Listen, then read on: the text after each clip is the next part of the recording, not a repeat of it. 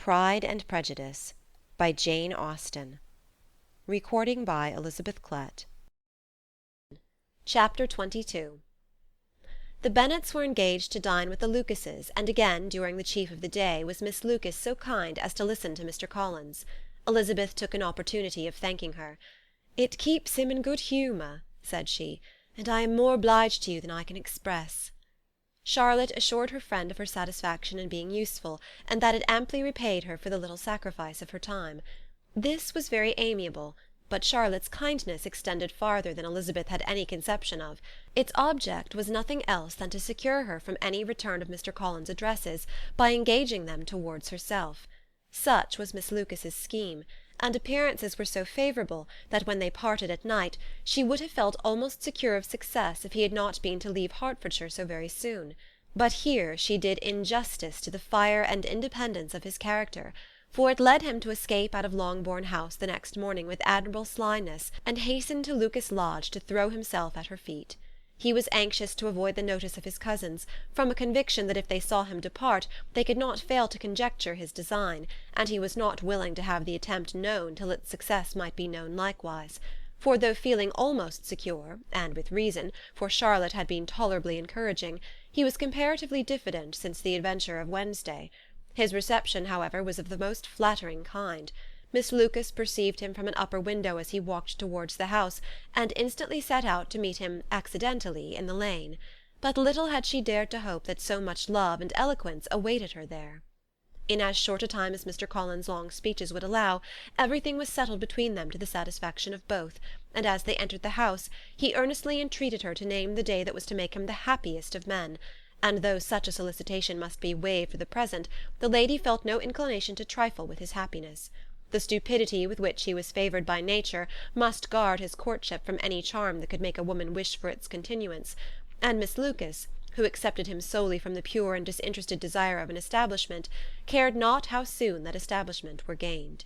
Sir William and Lady Lucas were speedily applied to for their consent, and it was bestowed with a most joyful alacrity. Mr. Collins's present circumstances made it a most eligible match for their daughter, to whom they could give little fortune, and his prospects of future wealth were exceedingly fair. Lady Lucas began directly to calculate, with more interest than the matter had ever excited before, how many years longer Mr. Bennet was likely to live, and Sir William gave it as his decided opinion that whenever Mr. Collins should be in possession of the Longbourn estate, it would be highly expedient that both he and his wife should make their appearance at St. James's. The whole family, in short, were properly overjoyed on the occasion. The younger girls formed hopes of "coming out" a year or two sooner than they might otherwise have done, and the boys were relieved from their apprehension of Charlotte's dying an old maid.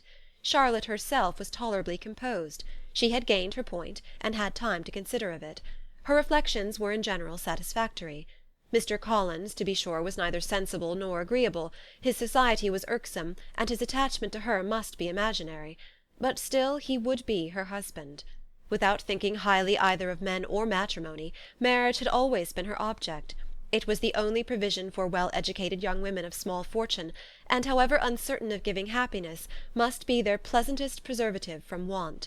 This preservative she had now obtained, and at the age of 27, without having ever been handsome, she felt all the good luck of it.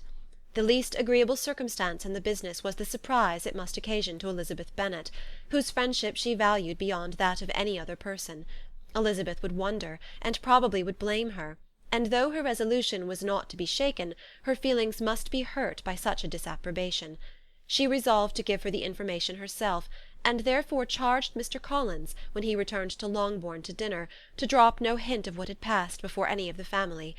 A promise of secrecy was of course very dutifully given, but it could not be kept without difficulty, for the curiosity excited by his long absence burst forth in such very direct questions on his return as required some ingenuity to evade, and he was at the same time exercising great self-denial, for he was longing to publish his prosperous love. As he was to begin his journey too early on the morrow to see any of the family, the ceremony of leave-taking was performed when the ladies moved for the night, and Mrs. Bennet, with great politeness and cordiality, said how happy they should be to see him at Longbourn again, whenever his engagements might allow him to visit them. "My dear madam," he replied. "This invitation is particularly gratifying, because it is what I have been hoping to receive, and you may be very certain that I shall avail myself of it as soon as possible." They were all astonished, and Mr. Bennet, who could by no means wish for so speedy a return, immediately said, "But is there not danger of Lady Catherine's disapprobation here, my good sir? You had better neglect your relations than run the risk of offending your patroness."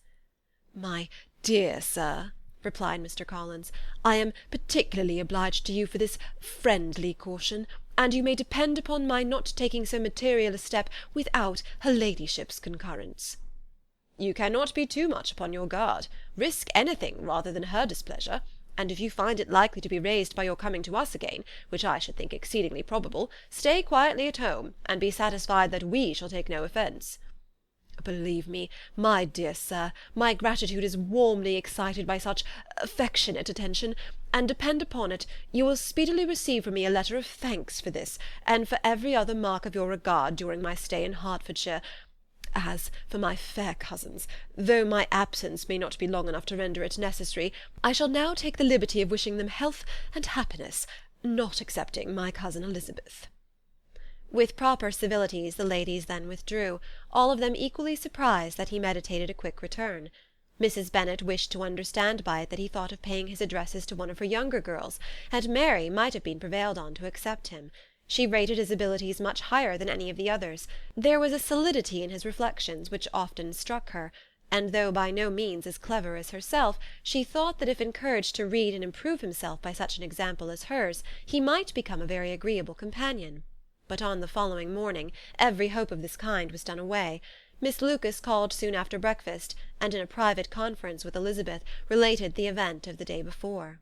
The possibility of Mr. Collins fancying himself in love with her friend had once occurred to Elizabeth within the last day or two, but that Charlotte could encourage him seemed almost as far from possibility as she could encourage him herself, and her astonishment was consequently so great as to overcome at the first the bounds of decorum, and she could not help crying out, "Engaged to Mr. Collins! My dear Charlotte! Impossible!" The steady countenance which Miss Lucas had commanded in telling her story gave way to a momentary confusion here on receiving so direct a reproach, though as it was no more than she expected, she soon regained her composure, and calmly replied, "Why should you be surprised, my dear Eliza? Do you think it incredible that Mr. Collins should be able to procure any woman's good opinion, because he was not so happy as to succeed with you?" But Elizabeth had now recollected herself, and making a strong effort for it, was able to assure with tolerable firmness that the prospect of their relationship was highly grateful to her, and that she wished her all imaginable happiness. "I see what you are feeling," replied Charlotte. "You must be surprised, very much surprised, so lately as Mr. Collins was wishing to marry you. But when you have had time to think it over, I hope you'll be satisfied with what I have done. I am not romantic, you know. I never was. I ask only a comfortable home, and considering Mr. Collins' character, connection, and situation in life, I am convinced that my chance of happiness with him is as fair as most people can boast on entering the marriage state." Elizabeth quietly answered, "Undoubtedly," and after an awkward pause they returned to the rest of the family. Charlotte did not stay much longer, and Elizabeth was then left to reflect on what she had heard. It was a long time before she became at all reconciled to the idea of so unsuitable a match. The strangeness of Mr. Collins making 2 offers of marriage within 3 days was nothing in comparison of his being now accepted. She had always felt that Charlotte's opinion of matrimony was not exactly like her own, but she had not supposed it to be possible that, when called into action, she would have sacrificed every better feeling to worldly advantage. Charlotte, the wife of Mr. Collins, was a most humiliating picture. And to the pang of a friend disgracing herself and sunk in her esteem was added the distressing conviction that it was impossible for that friend to be tolerably happy in the lot she had chosen. End of chapter 22.